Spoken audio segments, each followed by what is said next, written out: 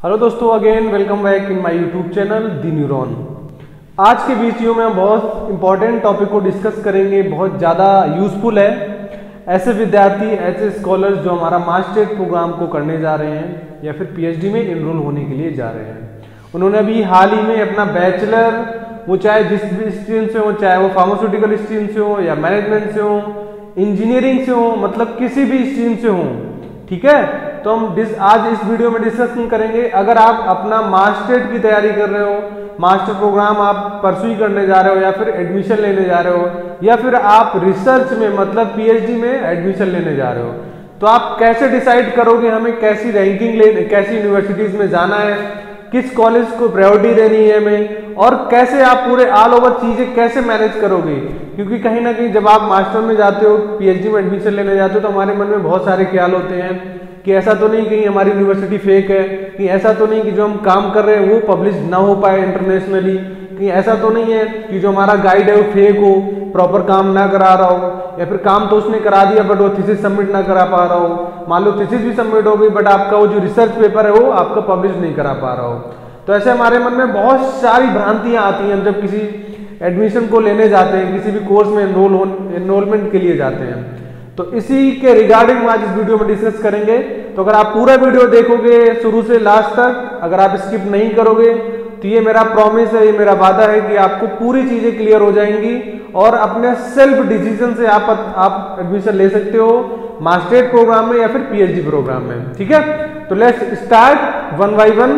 तो हमारे पास नियरली ऐसे 9 फैक्टर्स हैं, नियरली 9 फैक्टर्स हैं, 8 to 9 फैक्टर्स हैं जिनको हम कंसीडर करेंगे हम as a admission for masters और पीएचडी या फिर रिसर्च बोल रहे हैं हम, ठीक है।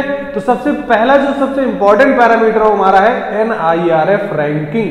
Yes, NIRF institute ranking framework, ये हमारी सेंट्रल गवर्नमेंट निर्धारित करती है। हर एक इंस्टीट्यूट की, हर एक अपनी यूनिवर्सिटीज की एक NIRF रैंकिंग होती है।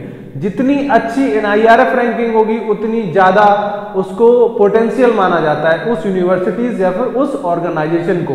पहला पॉइंट पता लग गया, आपको अपने ध्यान में रखना है NIRF रैंकिंग। क्लियर। अब हम मूव करेंगे सेकेंड पॉइंट पे कि जो यूनिवर्सिटी है, जो आपका इंस्टीट्यूट है, उसकी स्टेट रैंकिंग क्या है। स्टेट रैंकिंग है, मान लो कि वो एमपी में है, बिहार में है, आपका आंध्रा में है, या फिर यूपी में है, दिल्ली में है, महाराष्ट्र में, मतलब किसी भी स्टेट में है, तो उसकी स्टेट रैंकिंग क्या है। उस सेंट्रल जो हमारा स्टेट होता है, जो हमारा स्टेट गवर्नमेंट होती है, उस स्टेट रैंकिंग को डिसाइड करती है। जो गवर्निंग बॉडी है वो स्टेट रैंकिंग को डिसाइड करती है कि जो यूनिवर्सिटीज है, इंस्टीट्यूट है, उसकी स्टेट रैंकिंग क्या देना है, डिपेंड अपॉन योर वर्क, कि इंस्टीट्यूट ने कितना अच्छा वर्क किया है, कितने बच्चे मतलब पास होकर निकल रहे हैं, कितनी कैरियर ओरिएंटेड प्रोग्राम है उनके पास तो हो गए और उन्हें जॉब भी दिला दिया। 2 समझ में आ गए आपको। अब हम मूव करेंगे 3 पॉइंट नंबर थर्ड नंबर हमारा थर्ड है AICTE। Yes, all India institute of council technical education. तो AICTE की रैंकिंग भी आपको ध्यान में रखनी है during your admission for MCom और any master programme, any stream like engineering, management और फार्मास्यूटिकल, मेडिकल ETC, ठीक है। तो आपको AICTE का ध्यान रखना है, आपको NIRF रैंकिंग का ध्यान रखना है, आपको स्टेट रैंकिंग का ध्यान रखना है, ठीक है। Now move two factor number 4। Factor number 4 हम मूव करेंगे यूनिवर्सिटी रैंकिंग। किसी भी यूनिवर्सिटी, अगर आपकी यूनिवर्सिटी है, अगर इंस्टीट्यूट है तो उसकी रैंकिंग यूनिवर्सिटी नहीं है, अगर आपकी यूनिवर्सिटी है तो उसकी भी रैंकिंग डिसाइड होती है कि उसकी कितना रिसर्च किया है, कितनी अच्छी पब्लिकेशंस रही हैं, तो उसके बेस पे उसकी रिसर्च यूनिवर्सिटी रैंकिंग डिसाइड होती है, ठीक है। Now move point number 4। सबसे जो इंपॉर्टेंट मेजर रोल प्ले करता है हमारा, वो चाहे मास्टर्स का प्रोग्राम हो या फिर पीएचडी का प्रोग्राम हो। अगर हम बात करें specially in field of research, तो रिसर्च हमारा बहुत ही ब्रॉड टॉपिक है, एक बहुत बड़ा ब्रॉड स्ट्रीम हो, वो चाहे फार्मास्यूटिकल रिसर्च हो, मेडिकल रिसर्च हो, लाइफ साइंस रिसर्च हो, केमिस्ट्री रिसर्च हो, फिजिक्स रिसर्च हो, मैथमेटिक्स रिसर्च हो, वो किसी भी तरह की रिसर्च हो सकती है। तो रिसर्च में सबसे ज्यादा इंपॉर्टेंस रखता है आपका मास्टर्स एंड आपका डॉक्टरेट प्रोग्राम, ठीक है। तो इसमें आपको देखना है publication policy. Yes, publication policy, आपको पब्लिकेशन पॉलिसी पे सबसे फर्स्ट प्रायोरिटी होनी चाहिए अगर आप मास्टर्स या फिर पीएचडी के लिए एडमिशन लेने जा रहे हो। अब हम देखते हैं कि पब्लिकेशन पॉलिसी क्या है। भाई सिंपल सी बात है, बहुत सारे हमारे स्कॉलर्स हैं उनको नहीं समझ में आता है कि पब्लिकेशन का मतलब क्या है। तो अगर बिल्कुल शॉर्ट टर्म में समझे हम पब्लिकेशन का मतलब, एक बिल्कुल आउटलाइन, तो पब्लिकेशन का मतलब है जो भी आप अपना काम कर रहे हो, चाहे मास्टरेट में कर रहे हो या फिर पीएचडी में कर रहे हो, उसको अल्टीमेटली हमें क्या करना होता है, एक आइडेंटिफिकेशन, एक मतलब पब्लिश कराना होता है। उस रिपोर्ट को वर्ल्ड वाइड करा सकते हो या फिर आप नेशनल लेवल पे भी पब्लिश करा सकते हो। This is all over publication. वो आपका रिसर्च पेपर हो सकता है, आपका बुक चैप्टर हो सकता है, एडिटोरियल पेपर हो सकता है, रिव्यू आर्टिकल हो सकता है। ऐसे बहुत सारे हमारे पास वर्क्स होते हैं जो आप globally and as well as आप नेशनल लेवल पे अपने वर्क को पब्लिश करा सकते हो। तो सबसे इंपॉर्टेंट है पब्लिकेशन पॉलिसी। आपको एडमिशन लेने से पहले आप बिल्कुल स्क्रीनिंग कर लीजिए कि जिस इंस्टीट्यूट में, जिस आप यूनिवर्सिटी में जा रहे हो, उसकी पब्लिकेशन पॉलिसी क्या है। इसका मतलब ये है कि आप किसी यूनिवर्सिटी में जा रहे हो एडमिशन लेने, तो उसमें आप ये पता कर लीजिए कि मान लो आपने अपना मास्टर कर लिया या फिर पीएचडी करने जा रहे हो, तो कहीं ऐसा ना हो कि आपने मास्टर कर लिया है, उसका जो रिसर्च पेपर है, रिसर्च वर्क है, वो पब्लिश ना करा पाए वो इंस्टीट्यूट और यूनिवर्सिटी।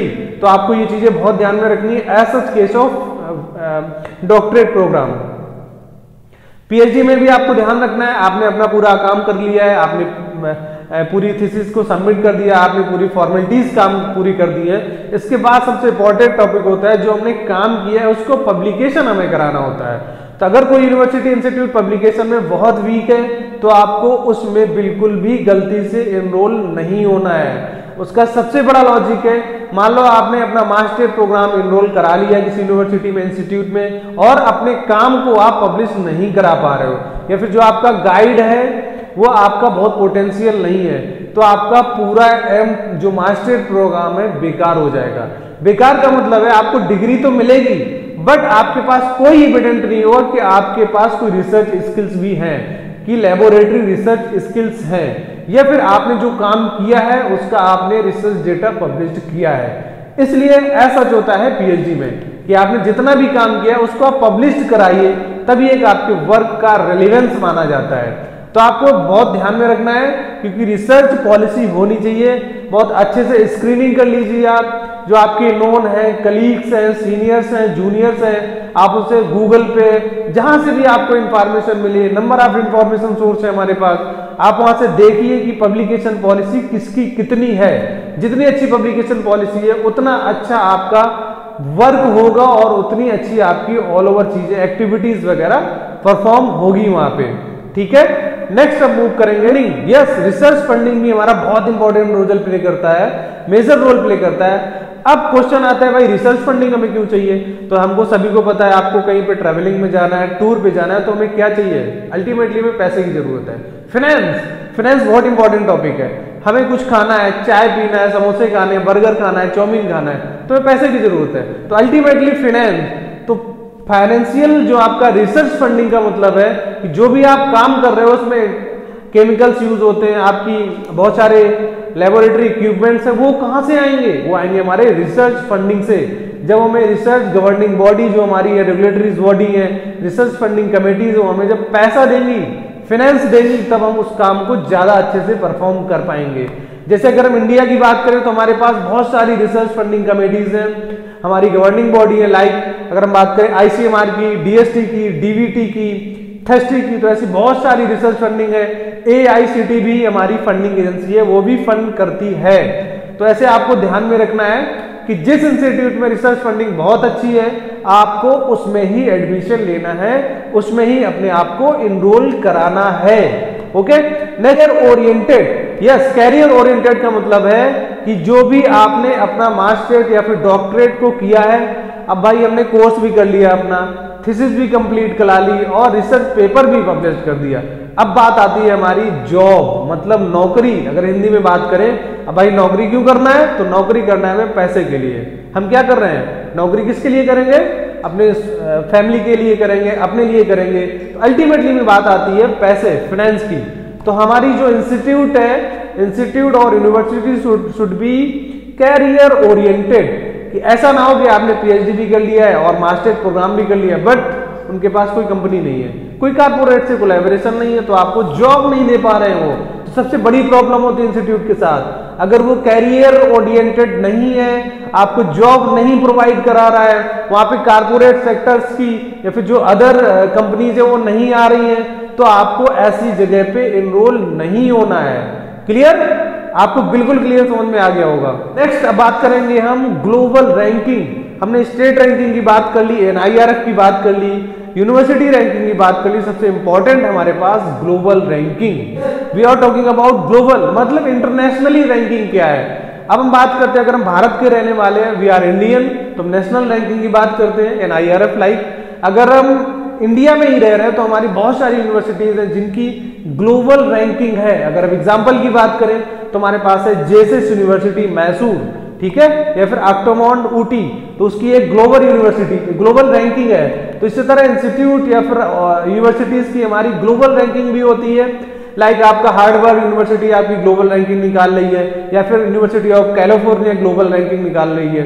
तो जो ग्लोबल रैंकिंग होती है यूनिवर्सिटीज के, वो डिपेंड करती है पब्लिकेशन पे, कि जो वहाँ के साइंटिस्ट हैं, जो हमारे मास्टर्स स्कॉलर्स हैं, जो हमारे पीएचडी स्कॉलर्स हैं, कितना अच्छा काम कर रहे हैं, कितनी नोबेलिटी दिखा रहे हैं, कितना पब्लिकेशन करा रहे हैं, कितने पेटेंट फाइल कर रहे हैं। तो these all factors responsible for your global ranking of universities and as well as institutions. अब बात करेंगे एक और अभी रिमेन हुआ है, हमने 8 जो पॉइंट है सबसे इंपॉर्टेंट वो हमने कवर कर लिए। अब 9 पॉइंट की तरफ हम बात करेंगे, बहुत इंपॉर्टेंट है। This is NAAC, yes, NAAC, NAAC grading, national assessment and accreditation council, ठीक है। तो नैक ग्रेडिंग भी आपको चेक करनी है जब आप एडमिशन लेने जाते हो, ठीक है।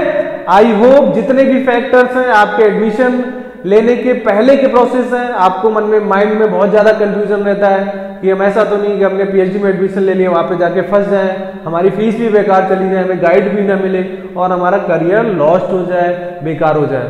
तो हमने इतने 9 पॉइंट ऐसे हैं जो हमारे पास हमने पूरे कवर किए हैं। अगर आप इस वीडियो को बिल्कुल एक काम माइंड में देखोगे, बहुत अच्छे से आपको समझ में आएगा, बहुत हमने अच्छे से एक्सप्लेन किया है। आई होप आप अच्छे से समझो और अपने करियर को एक अच्छे उज्जवल भविष्य तक ले जाइए, एक अच्छी ऊंचाइयों को आप छुइए। यही मेरी सबसे कामना है। जय हिंद, जय भारत।